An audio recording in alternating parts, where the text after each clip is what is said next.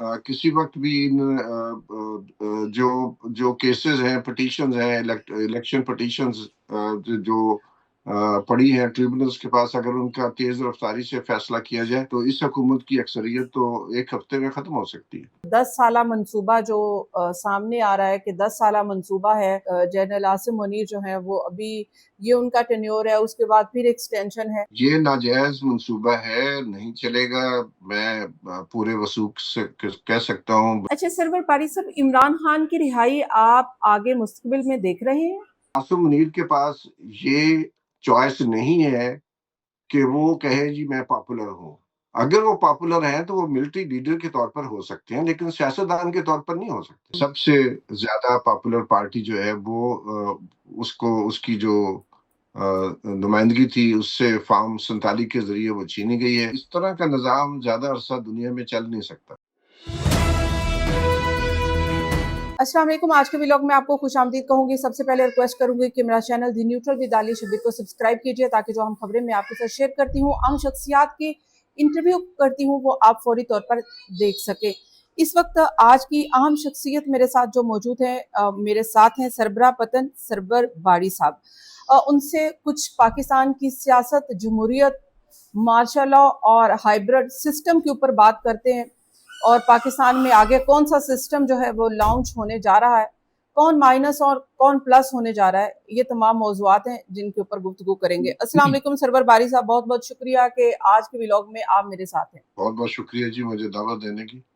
अच्छा सरवर बारी साहब, सबसे पहले तो मेरा सवाल अभी, क्योंकि इस वक्त ये पाकिस्तान के सिस्टम को लेकर जो गुफ्तगू हो रही है, पाकिस्तान के वजीर दिफा ख्वाजा आसिफ साहब कह रहे हैं हाइब्रिड सिस्टम है, इमरान खान साहब कह रहे हैं कि मार्शल लॉ है, जबकि दूसरी तरफ ये कहा जा रहा है कि जमहूरी हुकूमत है।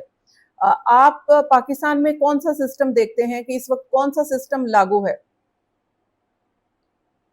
देखिए, अगर हम नजर दौड़ाएं, पाकिस्तान जब से मार्जे वजूद में आया है 1947 में, तो सवाए चंद अदवार के ज्यादातर अरसे में हाइब्रिड निज़ाम ही रहा। लेकिन ये हाइब्रिड की इस्तिलाह जो है, चूंकि अब हाइब्रिड गाड़ियां आ गई हैं, हाइब्रिड सिस्टम चल पड़े हैं, तो इसलिए जरा पॉपुलर हो गया है। लेकिन अगर आप देखें तो अगर आप 47 से लेकर 58 तक भी हाइब्रिड निज़ाम था एक किस्म का, क्योंकि जब गुलाम मोहम्मद साहब जो गवर्नर जनरल हैं, वो मशरकी पाकिस्तान में जो जुक्तु फ्रंट है, जो बहुत बड़ी अक्सरियत के साथ 2 तिहाई नहीं बल्कि सिवाय 9 सीटों की सारी सीटें उन्होंने ईस्ट पाकिस्तान में विन की थी। लेकिन 10 दिन के बाद उन्होंने हुकूमत का तख्ता उल्ट दिया, और गुलाम मोहम्मद साहब जो हैं वो ब्यूरोक्रेसी से थे। तो पहले हाइब्रिड सिस्टम था, ब्यूरोक्रेसी जिसके पीछे फौज थी, और सियासतदानों को वो इधर से उधर करते रहते थे। तो ये कोई नई बात नहीं है। फिर मेरा ख्याल है कि 1971 से लेकर 1977 तक भुट्टो साहब का दौर वाहिद दौर है जब सिविलियन बालादस्ती पाकिस्तान में मौजूद थी। और बाकी अदवार में हम देखते हैं कि हाइब्रिड निज़ाम या लाजम ऊपर से लागू किया गया, या फिर जो सियासतदान हैं उन्होंने मिलकर उसको तय किया। लेकिन उसकी क़यादत जो है वो अस्करी अशराफिया के हाथ में रही, यानी आर्मी चीफ ही अक्सर जो है वो करता धरता थे, जैसे कि आजकल है। आजकल ख्वाजा आसिफ साहब जो कह रहे हैं कि हाइब्रिड निज़ाम है, तो अच्छी बात है, उन्होंने मान लिया हाइब्रिड है। लेकिन ये तय करना जरूरी हो गया है कि हाइब्रिड निज़ाम को चलाने वाला कौन है, फौज है या नाम निहाद मुंतखब शुदा जो नुमाइंदे हैं वो हैं। तो इस वक्त तो बहुत वाज़ेह तौर पर हमें नजर आता है कि आर्मी चीफ की क़यादत में एक हाइब्रिड निज़ाम मौजूद है, और उसका इशारा हमारे आर्मी चीफ साहब ने, जो अमेरिका के सदर हैं, उनके लंच के ऊपर बैठकर उन्होंने किया है, उस पर मोहर लगा दी है उन्होंने। तो अब तो साबित हो गया है कि वो खुद भी मान रहे हैं कि हाइब्रिड निज़ाम है, लेकिन हाइब्रिड निज़ाम नहीं है। मेरी नज़र में ये हाइब्रिड निज़ाम नहीं है। ये एक किस्म का आप समझें कि एक डिफेक्टो मार्शल लॉ है पाकिस्तान में, जो अस्करी अशराफिया चाहती है वही हमारे जो नुमाइंदगान हैं وہ کر دیتے ہیں. ہائبرڈ نظام میں دونوں کی رائے چلتی ہے. یہاں رائے جو ہے اس کی جو بالادستی ہے وہ فوج کے پاس ہے. رائٹ. دوسری طرف دیکھتے ہیں کہ اب شہباز شریف صاحب کی کیا پوزیشن ہے ایز اے پرائم منسٹر، اختیارات میں، قوت میں، اور کیا آگے چل کر یہ سسٹم اسی طرح سے چلتا ہوا آپ کو نظر آ رہا ہے؟ کیونکہ کوئی بھی پرائم منسٹر کبھی بھی ایک پیج پر ہونے کے باوجود بھی وہ پیج، وہ صفحے پھاڑ دیے جاتے ہیں. تو اس ایک پیج کو آپ کیسے دیکھتے ہیں، شہباز شریف اور فیلڈ مارشل کے پیج کو؟ جی پیج تو ایک ہی ہے، لیکن اس پیج کے اوپر قبضہ جو ہے ایسی قوتوں کا ہے جو جمہوری نہیں ہے، جو الیکٹڈ نہیں ہے. تو اس لیے یہ سمجھنا کہ شہباز شریف صاحب کتنا عرصہ چلیں گے، اتنا عرصہ ہی چلیں گے جتنے عرصے تک وہ جو اصل مقتدر حلقے ہیں ان کی مرضی ہوگی. کیونکہ بہت ہی نازک صورتحال ہے حکومت کی قومی اسمبلی کے اندر اور سینٹ کے اندر، اور اس کو برقرار رکھا گیا ہے بنیادی طور پر فارم 47 کے ذریعے، اور پھر بہت ساری جو خواتین کی نشستیں ہیں اور منورٹیز کی جو مخصوص نشستیں ہیں ان کا کیس سپریم کورٹ میں چل رہا ہے. 16 ماہ گزر گئے ہیں. پنجاب کے اندر جو خواتین کی نشستیں ہیں وہ تقسیم نہیں کی گئیں. اسی طرح خیبر پختونخوا میں 80% نشستیں خواتین کی خالی پڑی ہیں. سینٹ میں خیبر پختونخوا کی نمائندگی باقی صوبوں سے بہت کم ہے. وہاں باقی صوبوں میں 23 سینیٹرز ہیں اور خیبر پختونخوا میں صرف 13 سینیٹر ہیں. تو یہ اسمبلی ہی اور یہ پارلیمنٹ ہی نامکمل ہے. پنجاب کی اسمبلی نامکمل ہے، خیبر پختونخوا کی اسمبلی نامکمل ہے. تو اس لیے شہباز شریف صاحب کی پوزیشن بہت ہی نازک ہے. کسی وقت بھی جو کیسز ہیں، پٹیشنز ہیں، الیکشن پٹیشنز جو پڑی ہیں ٹریبونلز کے پاس، اگر ان کا تیز رفتاری سے فیصلہ کیا جائے تو اس حکومت کی اکثریت تو ایک ہفتے میں ختم ہو سکتی ہے. تو اس لیے وہ جو بھی حکم ہوتا ہے اوپر سے اس کو بہت خوبصورتی سے وہ فالو کرتے ہیں اور اس پر عمل درآمد کرتے ہیں. رائٹ. کیا آپ سمجھتے ہیں کہ جس قسم کا پاکستان میں سسٹم موجود ہے، اگر آپ کہہ رہے ہیں کہ ایک قسم کا یہ آپ ماشاء اللہ یا عمران خان بھی کہہ رہے ہیں یا ہائیبرڈ سسٹم ہے، تو پھر براہ راست کیوں نہیں یہ پھر جمہوریت کا لبادہ کیوں اور پارلیمنٹ کا لبادہ کیوں؟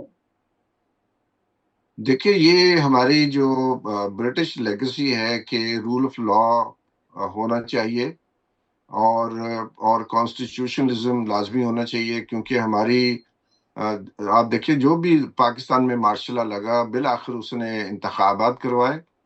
اور کیونکہ جو لیجٹیمیسی ہے وہ صدیوں سے کوئی ہم برطانیہ کے دور سے بات نہیں کر رہے، صدیوں سے حکمرانوں کی لیجٹیمیسی، رائے عامہ کی نظر میں ان کا جائز ہونا، بہت صدیوں سے یہ دنیا کے ہر خطے میں اس کا رواج رہا ہے. چاہے چائنا ہو، چاہے عرب ریاستیں ہوں. آپ دیکھیں جو جنگ ہوئی کربلا میں، یہ ماہ محرم ہے، تو وہ بھی ایک قسم کی آپ اگر نظر دوڑائیں تو یا عباسی خلفہ تھے یا اموی تھے یا خلفۂ راشدین تھے. جائزیت کا اور ناجائز جو لوگ قابض ہوتے ہیں ان کے درمیان جدوجہد ہمیشہ سے رہی ہے. عوام کس کو اپنی مقبولیت اور قبولیت جو ہے دیتے ہیں، تو بنیادی طور پر تو یہ جرنیلوں کو پتہ ہے کہ اگر وہ لیجٹیمیسی نہیں لے کے آئیں گے کسی طرح تو وہ زیادہ عرصہ قائم نہیں رہ سکتے. تو اس لیے وہ ایک پاکستان کے آئین میں جو گنجائش ہے، اسی طرح ضیاء الحق نے ریفرنڈم کرایا، مشرف نے الیکشن کروائے، ہر جرنیل نے کسی نہ کسی طریقے سے ایک دھونس و دھاندلی سے یا ایک بہتر طریقے سے اپنی جائزیت کو ثابت کرنے کے لیے کسی نہ کسی قسم کا الیکشن کروایا اور یا سپریم کورٹ سے مینڈیٹ لیا. تو اپنے آپ کو جائز ثابت کرنے کے لیے یہ سب کچھ کیا جاتا ہے. اچھا رائٹ.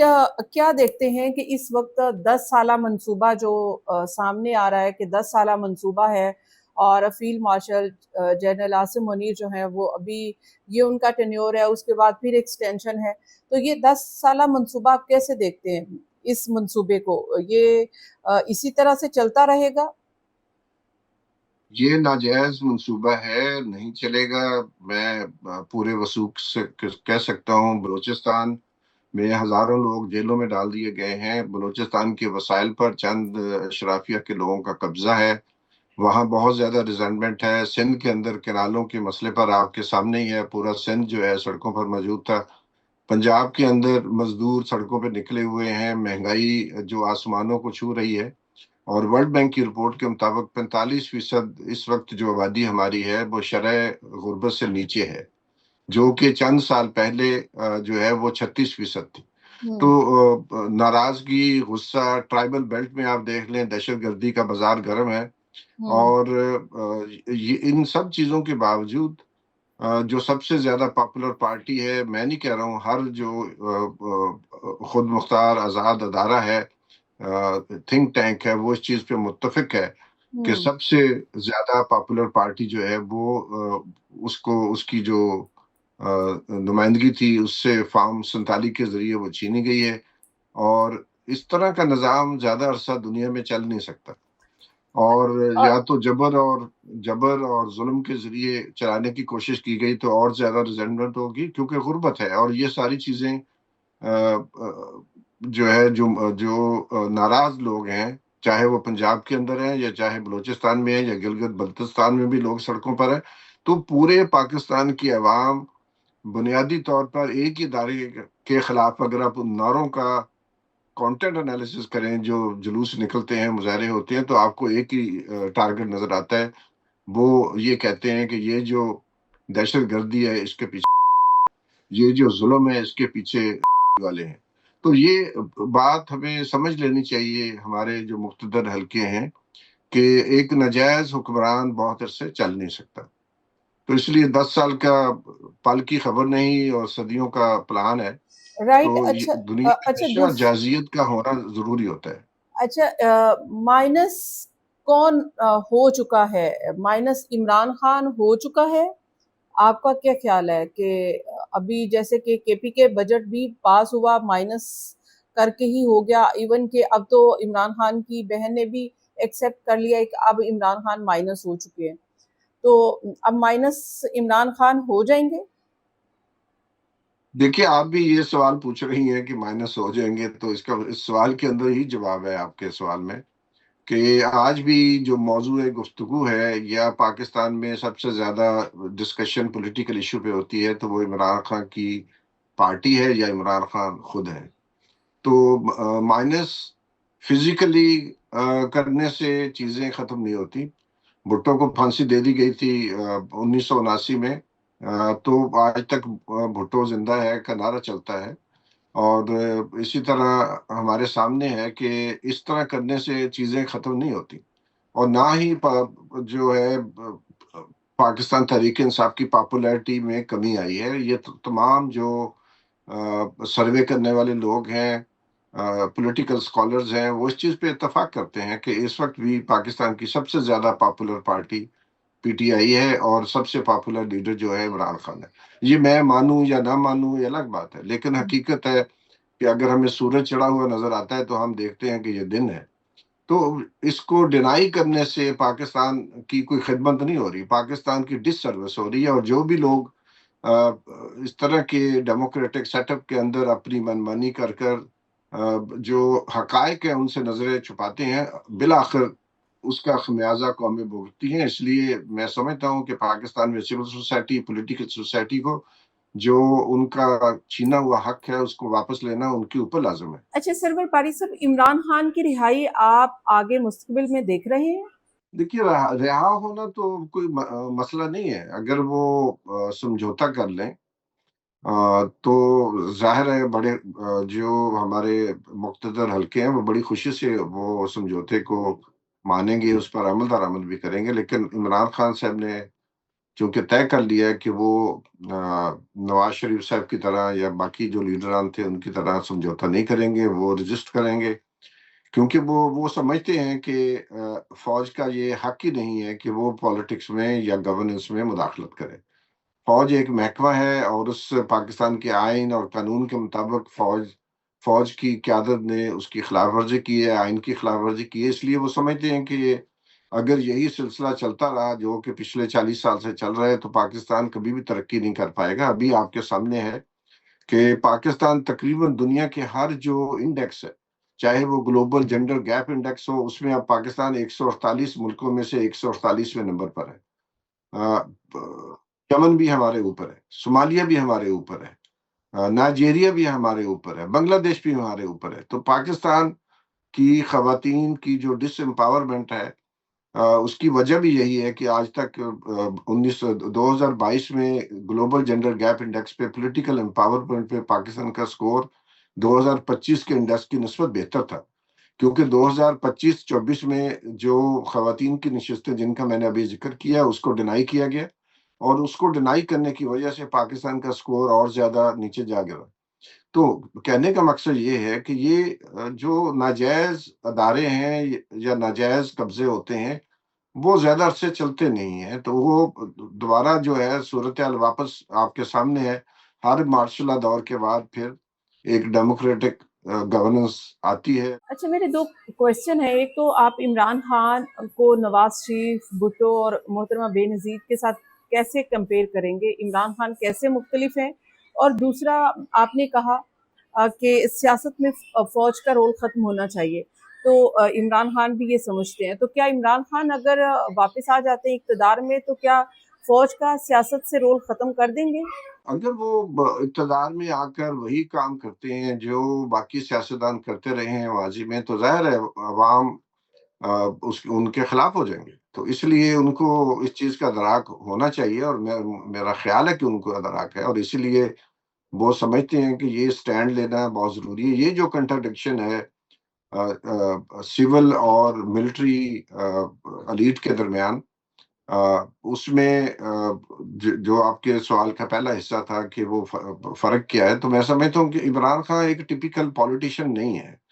وہ بنیادی طور پر ان کا ذہن ایک ریفارمسٹ کا ہے، تو وہ چاہتے ہیں کہ پاکستان میں جو سویلین بالادستی ہے قانون اور آئین کے مطابق وہ قائم رہے، اور اس کے مطابق گورننس ہو، الیکشنز ہوں، اور جو ہار جائے اس کو اپنی ہار ماننی چاہیے، اور جو جیت جائے اس کو حکومت کرنے کا حق ہونا چاہیے۔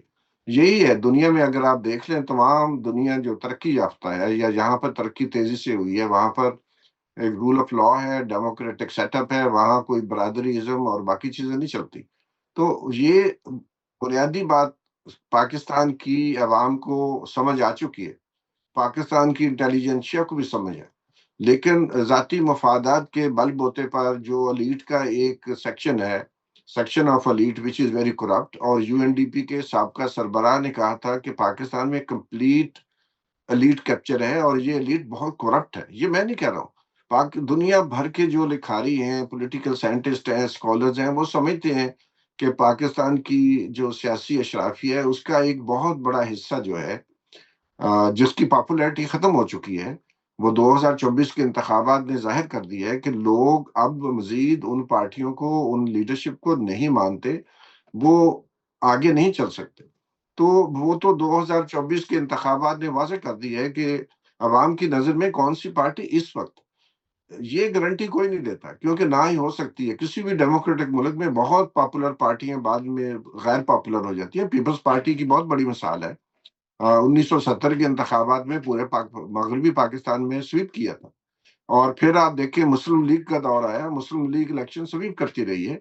اب مسلم لیگ اور پیپلز پارٹی کو یہ مان لینا چاہیے کہ ان کی پاپولیرٹی کم ہو چکی ہے، اور پاپولیرٹی گین کرنے کے لیے ان کو گڈ گورننس قوم کو دینی پڑے گی، چاہے ان کی حکومت کا جائز ہونا، جو لیجیٹیمیسی ہے وہ کوشچنیبل ہے، لیکن اگر وہ چاہتے ہیں کہ وہ اپنی پاپولیرٹی کو گین کر سکے 80 اور 70 اور 90 کی دہائی کو، تو ان کو پرفارم کرنا پڑے گا، اور وہ پرفارم کرنے میں بری طرح ناکام ہو رہے ہیں، کیونکہ ان کی توجہ اپنی سروائیول کے اوپر ہے، نہ کہ عوام کی سروس کے اوپر ہے۔ اچھا، آپ کے سروے بڑے مقبول ہوتے ہیں، اور ایک سروے جو حالیہ جس کے اوپر بحث ہو رہی ہے وہ field marshal general Asim Munir اور عمران خان کے درمیان کون زیادہ پاپولر ہے، تو آپ اس پیرامیٹر، کسی پیرامیٹر کے تحت کس کو زیادہ مقبول دیکھتے ہیں؟ آپ کی کیا رائے ہے؟ دیکھیے، یہ آموں کا موسم ہے، سب سے پاپولر جو پھل ہے وہ تو مینگو ہی ہے، آم ہے۔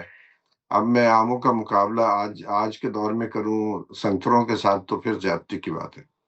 تو میرا خیال ہے ایک تو مقابلہ بنتا ہی نہیں ہے کہ ہو از مور پاپولر، کیونکہ عاصم منیر کے پاس یہ چوائس نہیں ہے کہ وہ کہے جی میں پاپولر ہوں. اگر وہ پاپولر ہیں تو وہ ملٹری لیڈر کے طور پر ہو سکتے ہیں، لیکن سیاستدان کے طور پر نہیں ہو سکتے. تو اگر آپ لوگوں سے یہ پوچھیں کہ پچھلے جو ہمارے 10 جو آرمی چیف رہے ہیں ان میں سب سے زیادہ پاپولر کون ہے، تو پھر تو بات بنتی ہے. لیکن ایک سیاسی سوال کے حوالے سے کہ سیاست میں کیا سیاسی طور پر لوگ ان کو پسند کرتے ہیں، تو اگر ایسی بات ہے تو پھر ان کی حمایت یافتہ جماعتوں کو اتنی بری طرح شکست کیوں ہوتی ہے؟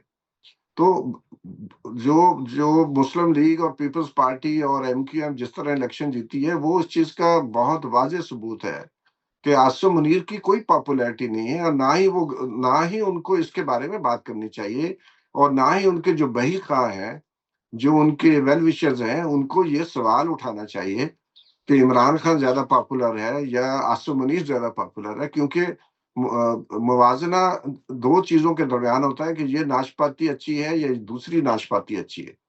تو یہ تو بالکل میں سمجھتا ہوں کہ جو لوگ یہ سوال اٹھا رہے ہیں، میں آپ کی بات نہیں کر رہا ہوں، لیکن جو یہ نیریٹو بنانے کی کوشش کر رہے ہیں ان کو یہ سمجھ آنی چاہیے کہ عوام 24 کروڑ عوام جو ہیں اتنے بیوقوف نہیں ہے کہ وہ اونٹ کو اور بکری کا مقابلہ کریں. تو اس طرح کے جو موازنے ہیں وہ ایک نیریٹو بنانے کے لیے تو اچھے لگتے ہیں، لیکن یہ بنتے نہیں ہیں، کیونکہ عوام کی عقل سوجھ بوجھ جو ہے، ان کی جو وزڈم ہے، دانش مندی ہے، اس میں فٹ نہیں ہوتا وہ. اچھا، ایک طرف عمران خان ہے اور دوسری طرف پاکستان تحریک انصاف، جو موجودہ پاکستان تحریک انصاف ہے جو پولیٹیکل پارلیمنٹ میں موجود ہے. کیا یہ پاکستان تحریک انصاف عمران خان کے ساتھ کھڑی ہے یا پھر اس ہائیبرڈ سسٹم کے ساتھ کھڑی ہے؟ دیکھیے، جو پالیٹکس ہوتی ہے ہمیں تاریخ یہ بتاتی ہے کہ کتنا بھی کوئی چھوٹا گروہ ہو، جماعت ہو یا کوئی ادارہ ہو، اس کے اندر مختلف آرا پائی جاتی ہیں، اور مختلف آرا اس لیے بھی پائی جاتی ہیں کہ لوگ چیزوں کو مختلف زاویوں سے دیکھتے ہیں، ان کے مفادات ڈفرنٹ ہوتے ہیں، ان کی کلاس میں فرق ہوتا ہے. تو میں اگر آپ کے سوال کا جواب دوں تو میں یہ کہوں گا کہ جو تو ایم این ایز ہیں، ایم پی ایز ہیں، وہ ایلیٹ کا حصہ ہے.